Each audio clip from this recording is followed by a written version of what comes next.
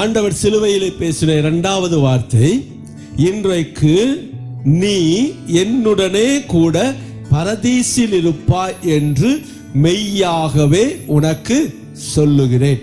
அல்லேலூயா. இதைத்தான் இன்றைக்கு நாம் தியானிக்க போகிறோம். யார்கிட்ட சொல்றாரு?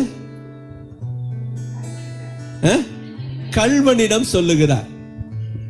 எந்த கல்வனிடம்? ஏதோ ஒரு கல்வன்ட்ட. அது வலது பக்கமா இடது பக்கமான்னு எழுதப்படவில்லை இல்லையா? அவரை கல்வாரி மலையிலே வலது பக்கம் ஒரு கல்வனையும் இடது பக்கம் ஒரு கல்வனையும் வைத்து நடுவிலே அவர்களோடு கல்வரோடு கூட சேர்த்து அவர் என்ன செய்யறாங்க? சிலுவையிலே அறைகிறார்கள். அப்போ ஒரு கல்வன் பேசுறான், ஒரு கல்வன் மறுக்கிறான். அந்த நிகழ்ச்சியை நாம் பார்த்தோம். இப்போ இந்த ரெண்டு கல்வர்கள் பெயர்கள் சொல்றாங்க, ஆனா எனக்கு தெரியல. அது ஏதோ ஒரு பேர் சொன்னாங்க, பட் எனக்கு ஞாபகம் இல்லை. பெயர்கள் நம்மளுக்கு முக்கியமும் இல்லை. இப்போ இந்த ரெண்டு கல்வர்கள் கூட சேர்த்து அறையப்பட்டு இருக்கிறார்கள். நல்லா கவனிங்க. ஒருத்தர் சொல்றான், அவரை இகழ்ந்து பேச, நீ கிறிஸ்துவானால் உன்னையும் எங்களையும் ரட்சி அப்படின்னு சொல்றான். இன்னொரு கல்வன் சொல்றான், இதுல கல்வன் போட்டிருக்கோம், ஒரு மத்தேயில குற்றவாளி சொல்லியிருப்பாரு, யோவான் ஒன்று சொல்லியிருப்பாரு. அதனால கல்வனா குற்றவாளியா என்ன அப்படின்றது நம்மளுக்கு பிரச்சனை இல்லை. நம்ம எப்படி எடுத்துக்கிட்டாலும் சரி, அவன் ஒரு குற்றவாளின்னு எடுத்துக்கிட்டாலும் சரி, அவன் ஒரு கல்வன் எடுத்துக்கிட்டாலும் சரி. அதனால ஒவ்வொரு சுவிசேஷத்திலையும் வேற வேற போட்டிருக்குது. நம்ம எது வருதோ, வாய்க்கு வருதோ அதை நம்ம பயன்படுத்திக்கிடுவோம். கல்வன்னா கல்வன் வச்சுக்கிடுவோம், குற்றவாளினா குற்றவாளின்னு வச்சுக்குவோம். இப்போ இன்னொரு கல்வன் சொல்றான், இன்னொரு குற்றவாளி சொல்றான், நீ இந்த ஆக்கினை தீர்ப்புக்கு உட்பட்டவனாய் இருந்தும் தேவனுக்கு பயப்படுகிறது இல்லையா? நாமோ நியாயப்படி தண்டிக்கப்படுகிறோம், நாம் நடப்பித்தவைகளுக்கு தக்க பலனை அடைகிறோம், இவரோ தகாத ஒன்றையும் நடப்பிக்கவில்லையே என்று கடிந்து கொள்றான். முதல்ல பேசுறவன் இகழ்ந்து பேசுறான், இரண்டாவது பேசுறவன் கடிந்து கொண்டு பேசுகிறான். இப்ப ஆண்டவர் என்ன செய்றாரு? முதல்ல பேசினவன இல்ல, இரண்டாவது கடிந்து கொண்டு பேசினவனை பார்த்து சொல்றாரு, இன்றைக்கு நீ என்னுடனே கூட பரதீசில் இருப்பாய்.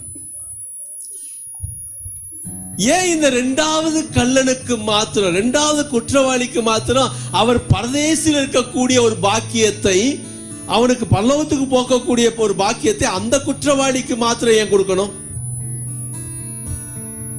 முதல் குற்றவாளி என்ன சொன்னா? நீ கிறிஸ்துவான எங்களை ரட்சிங்க பண்ண சொன்னா.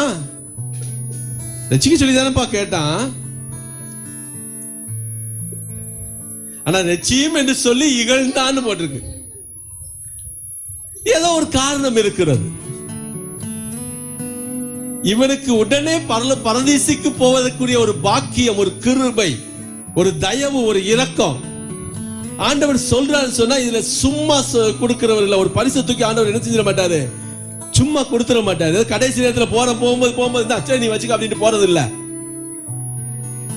இந்த குற்றவாளிகள் யார்?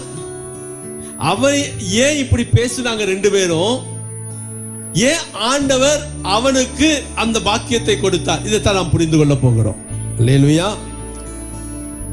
எதுக்காக இவங்க ரெண்டு பேரும் சிலுவையில் அறையப்பட்டிருக்கிறாங்க? என்ன குற்றம் செய்தாங்க? என்ன குற்றம் செய்தாங்க? நம்ம அந்த ரோமானியர்களுடைய தண்டனையில 3 விதமான தண்டனை இருந்தது. ஒன்று கல்லெறிந்து கொல்லுதல், 2 சவுக்கால் அடித்து விட்டுறது, 3வது சிலுவை மரணத்திற்கு ஒப்பு கொடுக்கிறது. சிலுவை மரண தண்டனை. இந்த கல்லால் எரிந்து கொள்ளுதல் அப்படின்றது யார் கொடுப்பாங்க அப்படின்னா, பிரதான ஆசாரியன் தான் அந்த தீர்ப்பை வழங்குவான். பிரதான ஆசாரியன். சவுக்கடி கொடுத்து அவனை விடுதலை பண்ணுவது என்பது மாகாணத்தினுடைய ராஜா. இப்போ நம்மளுடைய ஏசப்பா காலத்துல இருக்கக்கூடியது ஏரோது ராஜா, மாகாணத்தின் 1/4 பங்கு தேசாதிபதி. சிலுவை மரணம் கொடுக்க வேண்டும் என்று சொன்னால் அது தேசாதிபதி மாத்திரம்தான் கொடுக்கணும். பிரதான ஆசாரியர் சிலுவை மரணத்தை கொடுக்க முடியாது. ஏரோது சிலுவை மரணத்தை கொடுக்க முடியாது, தீர்ப்பு கொடுக்க முடியாது. தேசாதிபதி மாத்திரம்தான் சிலுவை மரணம். இது ரோமர்களுடைய ஒரு தண்டனை முறை. அதே போல எல்லாருக்கும் சிலுவை மரணம் கொடுத்துட மாட்டாங்க. ஆனா யூதனுக்கு கட்டாயம் கொடுப்பாங்க. ஏன்னா யூதருக்கும் ரோமாரியருக்கு என்ன செய்யாது, ஆகாது. அதனால யூதர்களுக்கு கட்டாயம் கொடுப்பாங்க.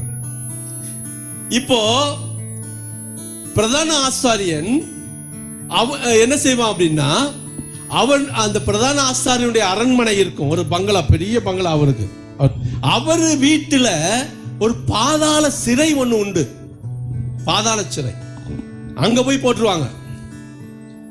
அதே போல ஏரோது அரண்மனையில ஒரு பாதாள சிறை இருக்கும், அங்க போட்டு விட்டுருவாங்க. இப்போ இந்த பிரதான ஆசாரியன் யாருக்கு தீர்ப்பு கொடுப்பான், கொடுக்கப்படுறதுக்கு உரிமை இருக்குது அப்படின்னா, எந்த காரியத்துல தீர்ப்பு கொடுக்கனா, தேவன் சம்பந்தப்பட்ட காரியம், சமயம் சம்பந்தப்பட்ட குற்றங்கள். மூன்றாவது விபச்சாரம், ஒழுக்கம் சம்பந்தப்பட்ட, பரிசுத்தம் சம்பந்தப்பட்ட, ஒழுக்கம் சம்பந்தப்பட்ட குற்றங்கள். இந்த மூன்று குற்றங்களுக்காக எது சமயம், மதம், தேவன், அதுக்கப்புறம் ஒழுக்கம். விபச்சாரத்துல பிடிபட்ட பெண்ணை என்ன செய்வாங்க, கல்லெறிந்து கொள்ளணும். அது மோசே வேண்டிய சட்டம். அப்படின்னா பிரதான ஆசாரியர் அந்த நியாய பிரமாணத்தின்படி என்ன செய்யறாரு, நடக்கிறார். அதே போல கிறிஸ்து தன்னைத்தானே தேவகுமாரன் என்று சொல்கிறார். பிரதான ஆசாரியனே என்ன செய்யலாம், தீர்ப்பு கொடுக்கலாம். ஆனா பிரதான ஆசாரியர் மற்றவங்களை என்ன முடிவு பண்ணிட்டாங்க, இவரை சும்மா கல்லெறிஞ்சிட்டு விட்டுறக்கூடாது. ஏன்னா இவர் ஏற்கனவே 2 தடவை கல்லெறிய பார்த்தாங்க. நீ வேதத்தை வாசித்தீங்கன்னா தெரியும், கல்லெறிய பார்த்தார்கள், அவரும் அங்கிருந்து மறைந்து போனார், இவங்களுக்கு தெரியும். அதனால இவரை சும்மா விடக்கூடாது, என்ன செய்யணும், சிலுவை மரணத்துக்கு கொண்டு போயிடணும் அப்படின்னு ஒரே வைராக்கியமாக இருக்கிறார்கள். இது பிரதான ஆசாரியன் கொடுக்கக்கூடிய தீர்ப்பு. சமயம் சம்பந்தப்பட்டது, மதம் சம்பந்தப்பட்டது.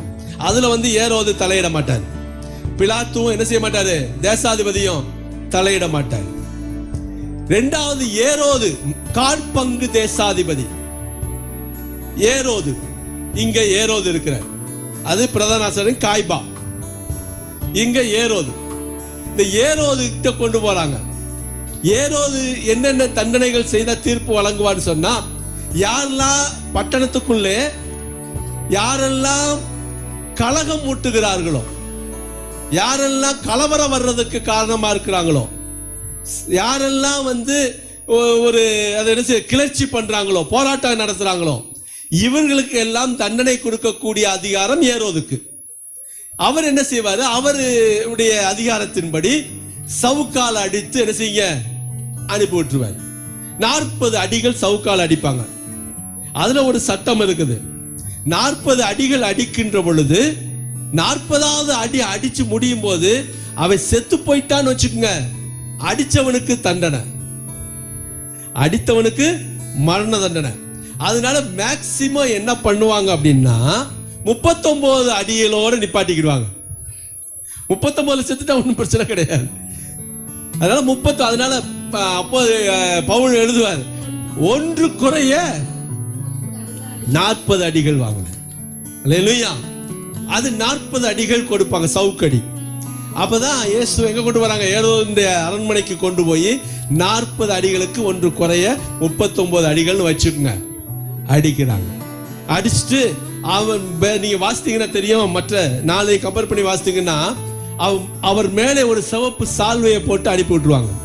ஏன்னா அடிச்ச அடியில 40 அடியில உடம்புல என்ன இருக்காது, சதையே இருக்காது. நீங்க இந்த பேஷன் ஆஃப் கிரைஸ்ட் படம் பார்த்தீங்கன்னா, பார்த்துருந்தோம், எல்லாரும் பார்த்துருப்போம், எப்படி பார்க்காத ஆள் யாரும் கிடையாது. அதுல பார்த்தீங்கன்னா தெரியும், அந்த கொக்கி இருக்குல்ல, அந்த அடிக்கக்கூடிய சவுக்கு, அது முனையில 5 தான் பிரிஞ்சு நிற்கும், அல்லது 7 வச்சிருப்பாங்க, அந்த ஒத்தப்படையில வச்சிருப்பாங்க. அதுல முனையில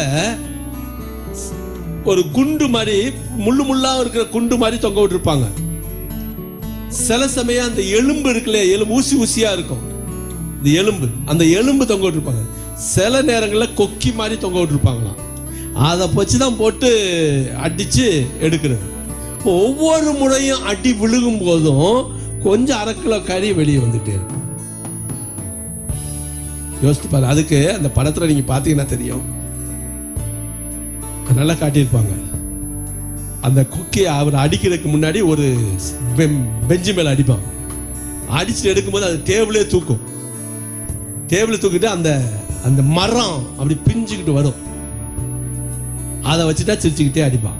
ஒவ்வொரு அடியும் அடிக்கின்ற பொழுது, அதனால தான் நம்ம ரொம்ப கிறிஸ்தவர் ரொம்ப நல்லவங்கப்பா. எங்க ஏசப்பாவுடைய முதுகு பகுதியை காட்டினா எல்லாரும் நொந்து சீக்கிரத்தில் மனம் திரும்பாட்டு ஏசப்பா முதுகு பகுதியை காட்ட மாட்டாங்க. முன்னாடி மட்டும் அங்கே ஒரு கோடு, இங்கே ஒரு கோடு, முட்டில் ஒரு கோடு, ஒரு 5 இடத்துல கோடு போட்டு ரத்தம் வரைகிற மாதிரி வச்சுருப்பாங்க. பார்த்துருக்கீங்களா? நீ படத்தில் இல்லை, சினிமாவில் இல்லை, சிறுபங்களில் பார்த்தீங்கன்னா தெரியும். 5 இடத்துல கோடு போட்டிருப்பாங்க, ரேசர் 2 சொட்டு ரத்தம் போட்டிருப்பாங்க. அவர் பார்க்கறதுக்கு முகமே தெரியல, அவ்வளவு அசிங்கம். முதுகுல சதையே இல்லை, அவ்வளவு கொடுமை. அப்படிப்பட்ட ஒரு தண்டனையில ஒருத்தர் பொழைச்சு வந்துட்டான்னு சொன்னாதான் தேசாதிபதிக்கு யாரு கொண்டு போகப்படுவான். அல்லேலூயா. அவ அடிச்சு முடிச்சுட்டு அதான் சொல்லுவாங்க, சதை பிளவுண்ட சதைம்பா, சதை வெடிச்சு போச்சு. உளப்பட ஏசாயா எழுதுவாரு, உளப்பட்ட நிலம் போல. உழுது போட்ட நிலம் எப்படி இருக்கும் அது மாதிரி. அதனால்தான் ஒவ்வொரு முறையும் நம்ம திருவிருந்தில, நம்முடைய அன்பின் ஐக்கிய விருந்தில, கர்த்தருடைய பந்தியில நம்ம உட்காரும் போதும் அந்த அப்பத்தை பிக்கும் போது அன்சைஸ்டா இருக்கும்.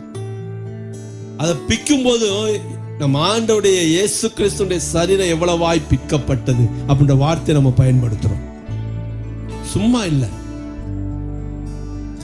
அவ்வளவு.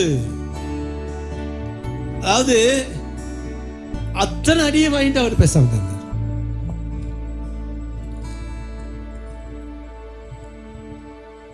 அந்த தழும்புகளால் நாம் என்ன செய்யறோம்? சுகமாயிக்கணும். ஒரு அல்லேலூயா சொல்லுங்க. கொண்டு வந்து தேசாதிபதிக்கு என்ன செய்யறாங்க? அனுப்பலாம்.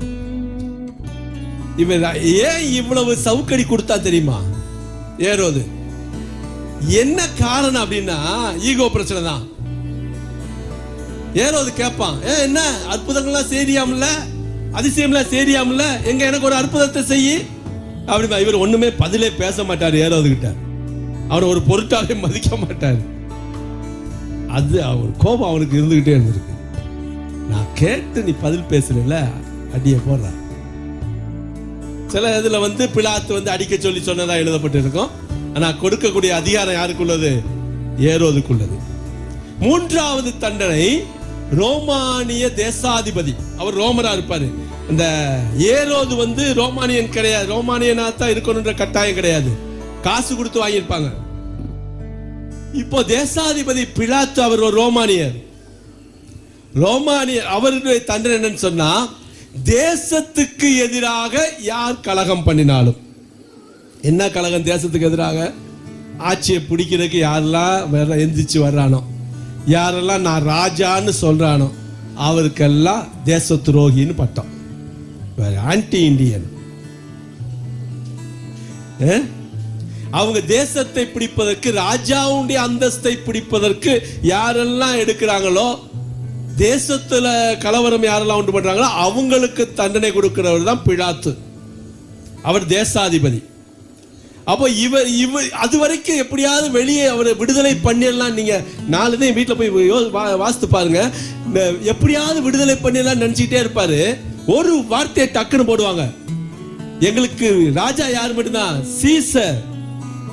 எங்களுக்கு அவர் மட்டும்தான் மகாராஜா, வேற எந்த ராஜாவும் எங்களுக்கு கிடையாது. உங்களுடைய ராஜாவை நான் சிலுவையில் அறையவா அப்படி கேட்கும்போது, எங்களுக்கு ராஜா சீசர் மட்டும்தான் ராஜா, வேற ராஜா எங்களுக்கு கிடையாது. ராஜா போய் டச் பண்ணிட்டான். அப்ப நீ எப்படியும் பாத்துக்கப்பா, எண்ணி ஆள ஊற்று. அல்லேலூயா. இந்த 3 விதமான தண்டனைகள் கொடுக்கப்பட்டது. இப்போ இங்க வாங்க, இந்த 2 கல்வர்கள் என்ன செய்யப்பட்டிருக்காங்க? சிலுவையில அறையப்பட்டு இருக்கிறாங்க. அப்பனா இவங்க செய்த குற்றம் என்ன? தேசத்துக்கு எதிரான குற்றம், தேசத்துக்கு எதிரான கலகம். அதனாலதான் வழக்கமாக பண்டிகை நாளிலே பரபாசை உங்களுக்கு விடுதலை செய்வது வழக்கம் தானே. இந்த பரபாஸ் யாருன்னு சொன்னா அவன் தேச துரோகி. அந்த 2 பேரு என்ன தேச துரோகம் பண்ணினாங்க அப்படின்னு பார்த்தா, நம்ம பொதுவா ஒரு காரியத்தை நீங்க உங்களுக்கு எல்லாருக்குமே தெரியும், உங்களுக்குமே நீங்க தெரியாதவங்க தெரிஞ்சு கொள்றது நல்லது. ஒருத்தரை பத்தி எப்படி புரிஞ்சுக்கிட முடியும்?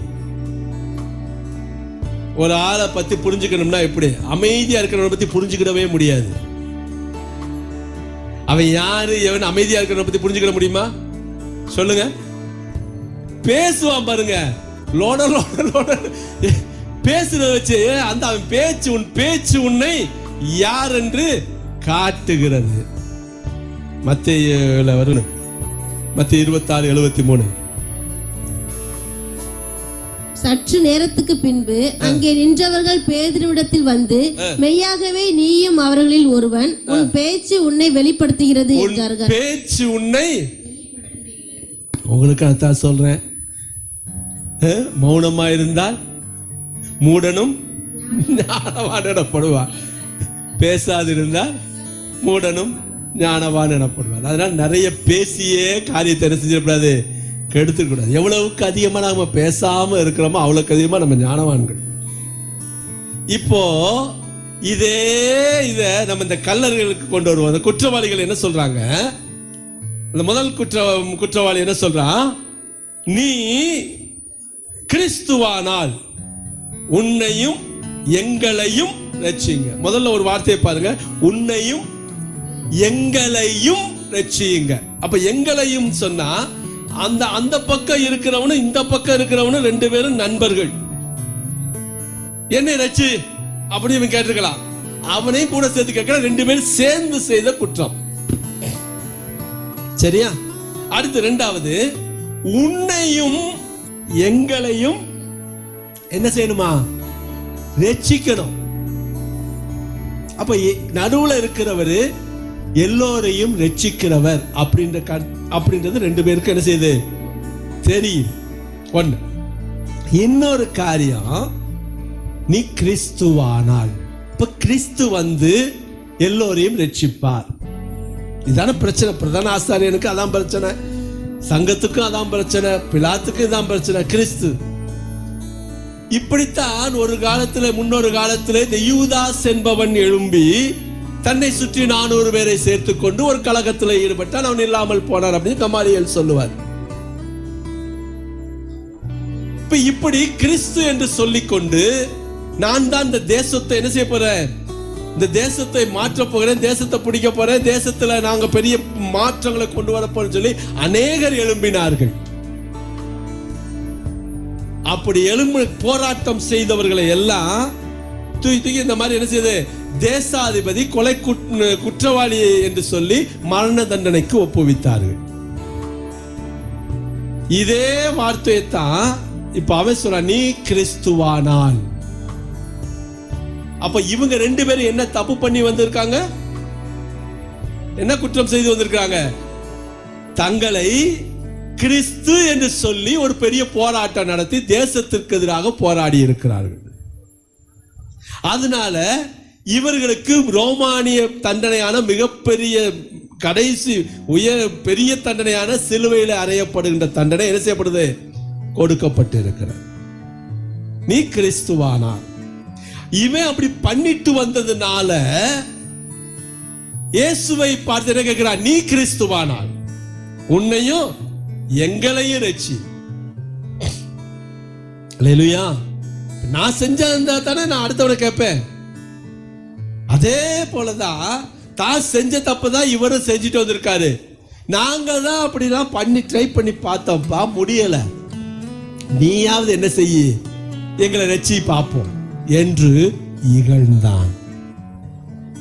ஆக்சுவலி இந்த இகழ்ந்தான்ற வார்த்தை இல்லைன்னு வச்சுக்க, இன்னைக்கு ஒரு தும்மல் போட்டோன்னு நம்ம என்ன செய்யறோம், இயேசுவே ரட்சி சொல்றோமா இல்லையா? ஆண்டவரே ரட்சியும். இப்ப நாம சொல்ற ரட்சியும் அவன் சொல்ற ரட்சிப்புக்கும் வித்தியாசம் இருக்கு. அவன் சொன்ன ரட்சியும் என்பது இகழ்ந்து சொன்னான். அதனால ஆண்டவர் அவனுக்கு என்ன செய்யல, பதில் கொடுக்கல, பேசாம இருக்கிறார். சரி, இப்போ இவர்கள் என்ன குற்றம் செய்து சிலுவையில் அறையப்பட்டிருக்கிறார்கள் என்பது புரிகிறதா? இவங்க மரணத்துக்கு ஏதுவான தேவனை நிந்தித்து என்ன கிறிஸ்து போராட்டத்திற்கான கலகம் உண்டாக்கி இவங்க என்ன செஞ்சிருக்காங்க? சிலுவையிலே அறையப்பட்டிருக்க. அதனால 3 பேரையும் சிலுவையில் அறைஞ்சிருக்கிறாங்க. அல்லேலூயா. இரண்டாவது ஆளுக்கு வருவோம். இரண்டாவது ஆள் என்ன சொல்றாரு? இந்த ஆக்கினைக்கு வாசிங்க 40ல இருந்து. மற்றவன் அவனை நோக்கி, நீ இந்த ஆக்கினைக்குட்பட்டவனா இருந்தும் தேவனுக்கு பயப்படுகிறது இல்லையா? நாமோ நியாயப்படி தண்டிக்கப்படுகிறோம், நாம் நடப்பித்துக்கு தக்க பலனை அடைகிறோம், இவரோ தகாதொன்றையும் நடப்பிக்கவில்லையே என்று அவனை கடிந்து கொண்டு இயேசுவை நோக்கி. இப்ப 4 காரியத்தை அவன் சொல்றான். 1, ஆக்கினைக்கு உட்பட்டவனாய் இருந்தும் தேவனுக்கு பயப்படுகிறது இல்லையா? 2வது என்ன சொல்றான்? நம்ம நியாயப்படி தண்டிக்கப்பட்டு இருக்கிறோம். 3வது என்ன சொல்றான்? நம்மளுடைய கிரியைக்கு தக்க பலனை நாம அடைந்திருக்கிறோம். 4வது என்ன சொல்றா? இவர் தகாத ஒன்றும் செய்ய. இந்த கடைசி ஒரு வார்த்தை சொல்றான் பாருங்க, இவர் தகாத ஒன்றையும் நடப்பிக்கல. அப்ப இவங்க செஞ்சது தகாதது. முடிவாயிருச்சா? இவங்க தகாததை செஞ்சிருக்காங்க. அவன் சொல்றான் இவர் தகாத ஒன்றையும் செய்யல. ரைட். முதல்ல இதுக்கு வாங்க. தேவனுக்கு பயப்படுகிறது இல்லையா? எல்லாருக்கும் இருக்க வேண்டிய ஒண்ணு என்னது? தேவ பயம். அதுக்கு நிறைய காரணங்கள், நிறைய இது இருக்கு. பயப்படணும். நம்ம ஒரு உதாரணம் மட்டும் பார்த்து சொல்லிடுவோம். ஆபிரகாம் ஈசாக்கை கொண்டு போய் மோரே மலையில வைத்து அவரை பலி கொடுக்கும் போது ஆண்டவர் தடுத்து நிறுத்துகிறார். அவர் நிறுத்திட்டு என்ன சொல்றாரு? நீ இப்பொழுது தேவனுக்கு பயப்படுகிறவன் என்று அறிந்திருக்கிறேன். அல்லேலூயா. இப்ப ஆண்டவருக்கு பயப்படுகிறவங்களுக்கு என்ன உண்டு? ஒரு ஆசீர்வாதம் உண்டு. அது ஆரம்பத்துல இருந்தே தெய்வ பயம் இருக்கணும் அப்படின்னு ஆண்டவர் சொல்லிட்டே வர. இப்போ இந்த பேசக்கூடிய இந்த 2வது குற்றவாளி தேவ பயம் இல்லையா அப்படின்னு கேட்கிறானா? அவனுக்கு கொஞ்சம் என்ன இருந்திருக்கு? தேவனுக்கு பயப்படுகிற பயம் இருந்திருக்கணும். இல்லன்னு சொல்ல மாட்டான். இந்த ஆளுக்கெல்லாம் எதுக்கு அப்படி பேசிட்டு இருக்க? அவரு நம்ம கூட சேர்ந்து அறையப்பட்டிருக்காரு. இவர் என்ன வித்தியாசமாவா இருக்காரு? நம்மள மாதிரி தாயா அவரும் அவர்கிட்ட போய் பேசிட்டு இருக்க அப்படின்னு அவன் 2வது சொல்லி இருப்பான். ஆனால் அவனிடத்துல இருந்தது என்ன? தேவ பயம் இருந்திருக்கிறது என்பதை நாம் புரிந்து கொள்ள வேண்டும். 1. 2வது காரியம், தேவ பயம் யாரிடத்தில் இருக்கிறதோ அவர்களிடத்திலே பரிசுத்தமும் உண்மையும் இருக்கும். நீ கர்த்தருக்கு பயப்படுகிறவனா இருந்தா உன்னிடத்துல என்ன இருக்கும்? பரிசுத்தம் இருக்கும், உண்மை இருக்கும். அப்போ இவர் தகாத ஒன்றும் செய்யவில்லைன்னு சொன்னா இவரிடத்துல பரிசுத்தமும் உண்மையும் இருக்கிறது. அல்லேலூயா. நம்மள மாதிரி கிடையாது. நம்மகிட்ட பரிசுத்தம் இல்ல, நம்மகிட்ட உண்மை இல்ல. அதனால நாம் நியாயப்படி இந்த தண்டனை என்ன செஞ்சிருக்கிறோம்? பெற்றிருக்கிறோம். நாம என்ன பண்ணணுமோ அதுக்கான கிரியையை நாம பெற்றிருக்கிறோம். ஆனால் இருவரோ பரிசுத்தத்துக்கு மாறாகவோ, உண்மைக்கு மாறாகவோ, கிரமத்துக்கு மாறாக அக்கிரமமோ ஒன்றுமே இவர் என்ன செய்யல. அழகா சாட்சி கொடுக்கிறான் பாருங்க. இப்ப இதுல இன்னொரு காரியத்தை நம்ம பார்க்கணும். அப்ப நாமளும் பரிசுத்தம் இல்லாம உண்மை இல்லாம இருந்திருக்கோம் சொன்னா அங்க என்ன உணர்வு வருது? ஒரு குற்ற உணர்வு, ஒரு பாவ உணர்வு. எப்ப நம்மிடத்துல பாவ உணர்வும் குற்ற உணர்வும் வந்துட்டோம், அப்போ தேவனிடத்திலிருந்து என்ன பெற்றுக்கொள்ள முடியும்? மன்னிப்பை பெற்றுக்கொள்ள முடியும். அல்லேலூயா. நான் செய்கின்ற காரியம் தப்பு, நான் பேசுற வார்த்தை தப்பு, நான் சொல்ற சொல்லு தப்பு. எப்போ எனக்கு தப்புன்னு பட்டுச்சோ அப்ப ஆண்டவருக்கு பாவத்தை மன்னிச்சுடுவேன். இப்ப ஏன் இவன் இந்த பாவத்தை மன்னிக்க கூடிய இந்த வார்த்தையை பயன்படுத்துகிறான் அப்படின்னா, இதுக்கு முன்னாடி அவர் என்ன சொன்னாரு? இயேசு என்ன சொன்னார் இதுக்கு முன்னாடி? பிதாவே இவர்கள் அறியாமல் செய்கிறார்கள், இவர்களை மன்னியும். இதே சிலுவையில் இருந்தானே சொன்னாரு. அப்போ பக்கத்துல இருக்கிற 2 பேருக்கும் கேட்டிருக்குமா இல்லையா? கேட்டிருக்குமா இல்லையா? கேட்டு. அப்போ இவர் மன்னிக்க கூடிய கிறிஸ்து ஒருத்தர் தானே பாவங்களை மன்னிக்கிறவர். அப்போ இவர் பாவங்களை மன்னிக்க கூடிய கிறிஸ்து அப்படின்ற அந்த என்ன அக்செப்டன்ஸ் அவன் உள்ளத்துல வந்த உடனே அவனுக்குள்ள என்ன வருது? ஒரு மனம் திரும்புகிற ஒரு உணர்வு, பாவ உணர்வு. ஒரு பக்கத்துல ஒரு பரிசுத்தவான் நிக்கிறான். ஒரு பக்கத்து சில பேர் அப்படி தம் அடிச்சிட்டு இருப்பாங்க. அப்படி போன உடனே அப்படி மறைச்சிருவாங்க. சரி பார்த்துருக்கீங்க, அப்படி பார்த்து அப்படி. ஏன்னா பக்கத்துல வர மனுஷன் யாரு? ஒரு பரிசுத்தவான், ஒரு நீதிமான். அவருக்கு முன்னாடி நம்ம என்ன செய்யக்கூடாது? அக்கிரமங்களை பண்ணிடக்கூடாது. நம்மளை பார்த்து அப்படி மறைச்சானா நம்மளை மதிக்கிறாங்கன்னு அர்த்தம். சொல்லுங்க. அப்படின்னாக்கா இல்ல பெண்களா இருக்கின்ற பொழுது சொல்ல அப்படின்னு ஒருத்தர் தைரியமா பேசுறான்னு சொன்னா என்கிட்ட என்னமோ குறை என்ன செய்து இருக்குது. நான் உண்மையிலேயே பரிசுத்தவானும் உண்மையுள்ளவனாகவும் நீதிமானாக இருந்துச்சுன்னா என்னை பார்த்துட்டு என் முன்னாடி ஏதாவது ஒரு பாவமான காரியத்தை செய்யறதுக்கு என்ன செய்யணும்? பயப்பட வேண்டும். சொல்லுங்க சொல்லுங்க அப்படின்னு சொல்லிட்டு சில பேர் அப்படி பின்னாடி அதை கீழே போட மாட்டாங்க. சில பேர் முன்னாடிலாம் வாத்தியார் தான். நம்ம முன்னாடி வாத்தியார் இருக்கும்போது என்ன செய்வாங்கன்னாக்கா ஒரு பையனே தம்மடிக்க வச்சுக்க வந்த உடனே கீழே போட மாட்டான். என்ன செய்வான்? பின்னாடி வச்சுக்கிடுவான். இல்லைங்கய்யா, அது வந்துங்கய்யா இல்லைங்க. ஏன் அதை ஏன் தப்புன்னு சொல்லி அவன் கீழே போட்டு மிதிச்சோ அதை மறைக்கிறக்கோ ஏன் முற்படலை? ஏன்னா அந்த வாத்தியாரு தமிழ் வாத்தியாரு தம்மடிப்பாரு. அவர் அடிக்கும் போது நான் அடிக்கிறது தப்பு இல்லை, பின்னாடி வச்சுக்குவான். நான் அதை செய்யாதவனாக இருந்திருந்தா என்ன செஞ்சிருப்பா? உடனே அதை தூக்கி போட்டிருப்பான். நான் சொல்றது உங்களுக்கு புரியும் நினைக்கிறேன். உங்ககிட்ட தைரியமா இப்படி சொல்றேன், உங்ககிட்ட தைரியமா ஒருத்தங்க வந்து பொய் சொல்றான்னு வச்சுக்கோங்க. வேற ரொம்ப பெருசாலாம் போக வேண்டாம். தைரியமா உங்ககிட்ட வந்து பொய் சொல்றாங்க அப்படின்னா நான் பொய் சொல்றதை எங்கேயோ பார்த்துட்டாங்கன்னு அர்த்தம். இந்தா வந்துட்டு இருக்கேன், ஆனப்பாளையத்துல தான் இருக்கிறேன், வந்துட்டு இருக்கேன், நான் போன் பேசுறேன், யாரும் எப்படியோ கேட்டுட்டாங்கன்னு அர்த்தம். நான் வீட்டுக்குள்ள இருந்துட்டு இல்லைன்னு சொல்லுன்னு சொன்னதா பார்த்துட்டான்னு அர்த்தம். என்கிட்ட தைரியமா வந்து ஒருத்தர் பொய் சொல்றதுக்கே கூசுறாரு. இல்ல பாஸ் உங்ககிட்ட நான் எப்படி பொய் சொல்றது? இல்ல இதுதான் அப்படி சொல்றாருன்னா என்னை அவர் எப்படி பார்த்திருக்காரு? பொய் சொல்லாத மனுஷனா பார்த்திருக்காரு. ஏன் முன்னாடியே ஒருத்தர் கோவப்படுறான்னு வச்சுக்கோங்க. நீ என்ன இப்படிலாம் பேசிட்டு இருக்க பாஸ்டர்? நின்னா என்ன? ஒருத்தர் கோவப்பட்டு பேசுறாருன்னா நான் அநேக முறைகள் கோவப்படுறத என்ன செஞ்சிருக்காரு? பார்த்திருக்காரு. அதனால அவர் தைரியமா என் முன்னாடி கோவப்படுறாரு. அப்போ ஆண்டவருக்கு முன்னால அந்த கள்ளன் என்ன செய்யறான்? அவர் மன்னிக்கிறத பார்க்கிறான், அவர் செய்த அற்புதங்களை கேட்டு இருக்கிறா. இவ்வளவு பெரிய தண்டனை, இவ்வளவு பெரிய காரியங்கள் நடந்தும் என் பக்கத்தில் இருக்கிறவன் அடுத்தவங்களை மன்னிங்கன்னு சொன்ன வார்த்தையை கேட்டுட்டு இவன் உணர்வு, பாவ உணர்வு என்ன செய்யப்படுது? குத்தப்பட்டவனாக சொல்ல. அடுத்து சொல்றா, நீ உம்முடைய ராஜ்யத்தில் வரும்போது என்னை நினைத்தரணும். ஒரு அல்லேலூயா சொல்ல.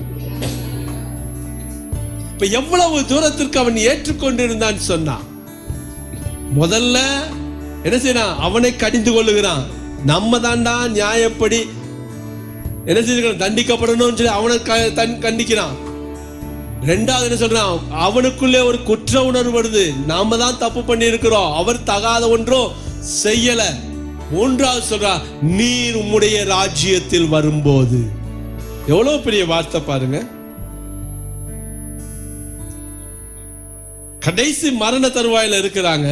அப்பையும் இந்த இயேசு கிறிஸ்து தான் இரண்டாவதாக வானங்கள் மேலே வரப்போகிறவர். கரங்களை தட்டி, நீ உம்முடைய ராஜ்யத்துல வரும்போது, இருக்கும்போது இல்ல, வரும்போது. அப்போ இரண்டாவது வருகையை அந்த சிலுவையிலே பாடுபட்டு கொண்டு அவஸ்தைப்பட்டு கொண்டு இருக்கிற அந்த நேரத்தில் அந்த கல்வன் சொன்னா, நீர் உம்முடைய ராஜ்யத்துல வரும்போது, அவருடைய ராஜ்யம் வருவதாக, அல்லேலூயா, உம்முடைய ராஜ்யம் வருவதாக அப்படின்றான்.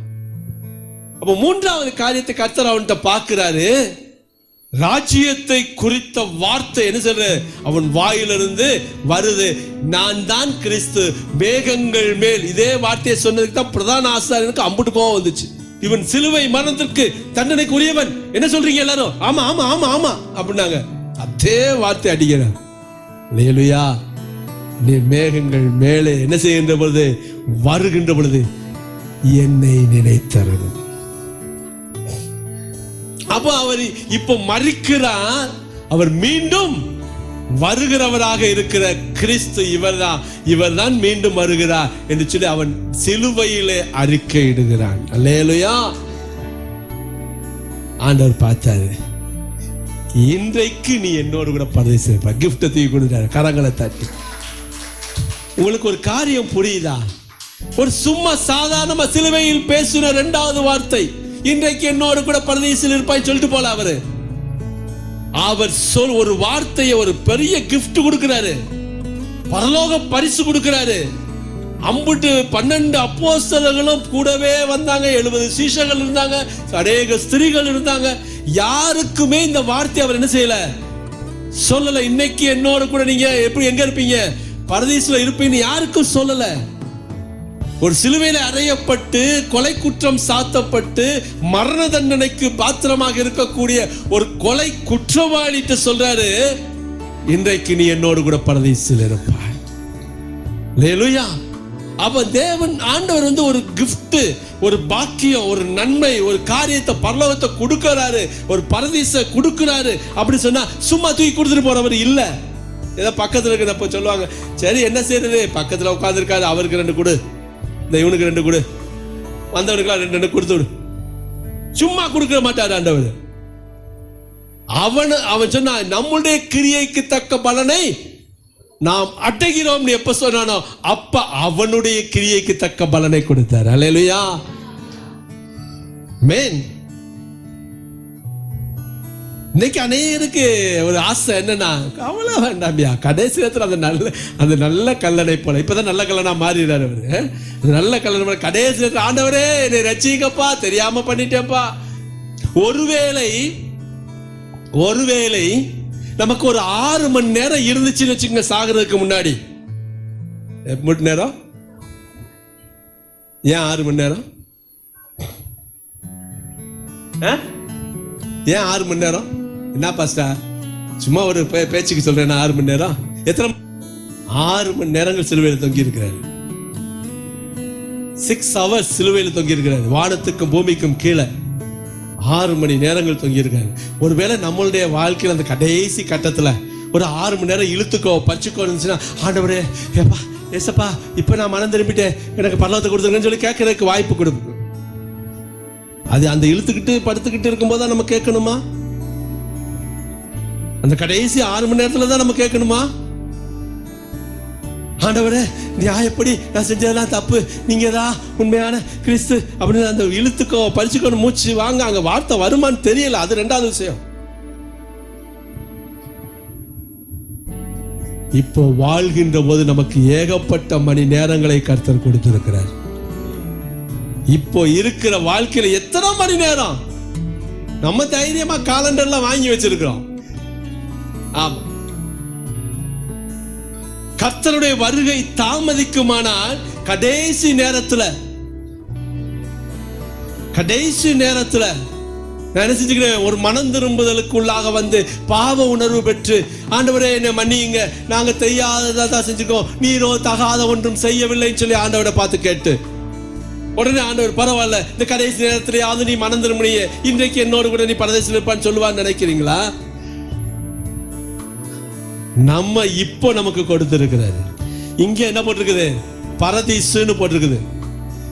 இன்றைக்கு என்னோடு கூட பரதீசில் இருப்பாய் அப்படின்னா, இந்த பரலோகம்னு சொன்னாலும் பரதீசுன்னு சொன்னாலும் பரலோக ராஜ்யம் அப்படி சொன்னாலும் 3 ஒண்ணுதான். பரலோகம் வேற, பரதீசு வேற, பரலோக ராஜ்யம் வேறன்னு கிடையாது. பாதாளம் வேற. நரகம் இன்னும் உருவாக்கப்படவில்லை. இன்னைக்கு வரைக்கும் ஸ்டில் நவ் உருவாக்கப்படவில்லை. அது எடுத்துக்கொள்ளப்பட்டு 2வது வருகை வந்ததுக்கு அப்புறம் கடைசியில தான் நரகம் உருவாக்கப்படும். பாதாளம் பூமிக்கு அடியில இல்லை. கேள்வியெல்லாம் கேட்டுட்டு இருக்க முடியாது.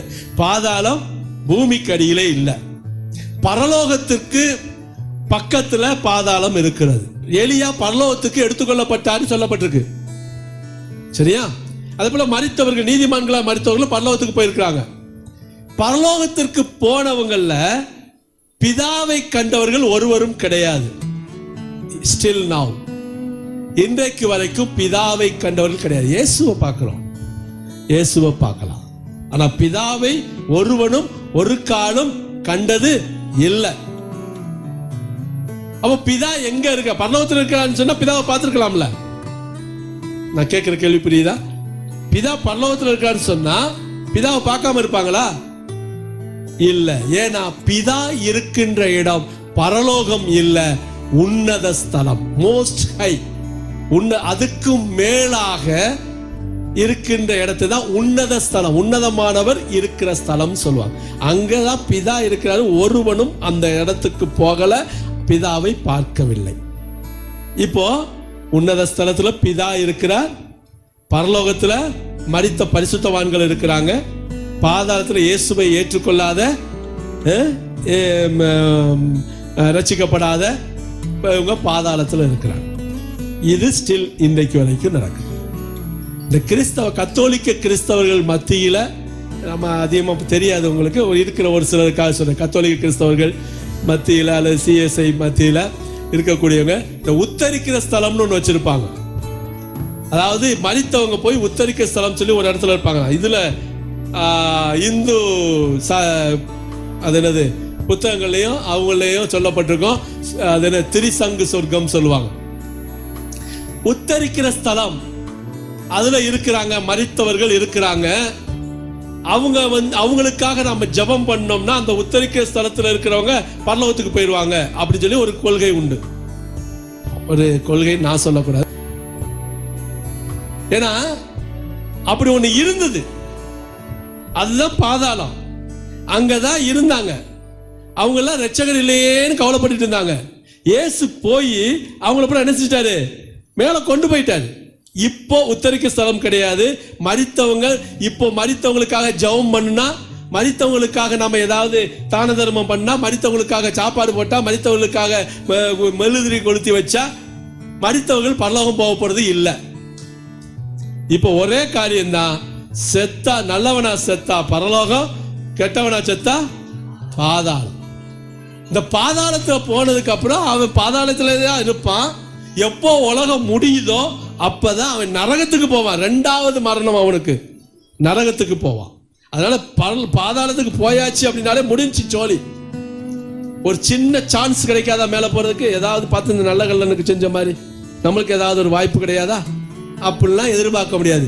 இப்போ வாழுகின்ற காலத்திலேயே நீங்கள் பரலோகமா பாதாளமான்னு முடிவு பண்ணிக்கங்க.